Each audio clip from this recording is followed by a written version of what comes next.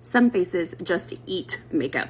The smudging, the budging, the creasing, all of those problems everybody's asking about. So here's what you need to know. Dry skin like mine often doesn't have a problem, but I do occasionally have issues with my mascara transferring throughout the day below my eyes, and that's because I forgot to use setting powder. That's the secret every time. But for those of you who have more issues than that, a primer can be super helpful. This is a great one from Because for dry skin. If you have oily skin, you'll want the mattifying primer. Here it is. Just apply with your hands, rub it around, make sure you've got a nice dry layer of primer. You don't want it to feel slippery. You want it to feel a little bit tacky. Make sure to put it over your eyelids, all the way under your eyes. And some of you just have an oily nose. You might need both and put the mattifying primer on your nose.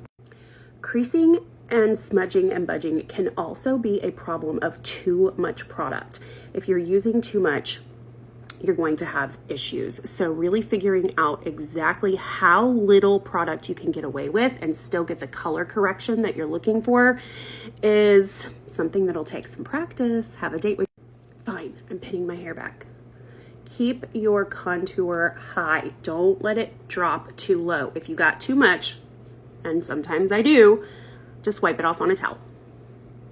You can also turn the other end of the brush around, and that will help absorb just the tiniest bit of product, or at least smear it around with a drier side of the brush, right down the middle of the nose for a little color there too. Here's what that cocktail looks like close up. So this translucent powder is a lot friendlier to crepey skin than the pink pressed powder. My under eye area I don't really have bags so much, so I can get away with using the pink. I like the color that it gives in the cleanup, but a translucent powder is a lot friendlier for those of you who are unsure about a pressed powder. And a brush that is shaped like your face. Do you see the taper there? How it fits perfectly underneath my eyelashes? That's really important to making your makeup go smoothly and easily without poking yourself in the eye and frustrating yourself. For those of you who are already doing that and you're still having trouble, take some setting spray, spray it on your hand, dampen your brush with the setting spray, and then go back in and gently tap that setting spray on top of that translucent powder.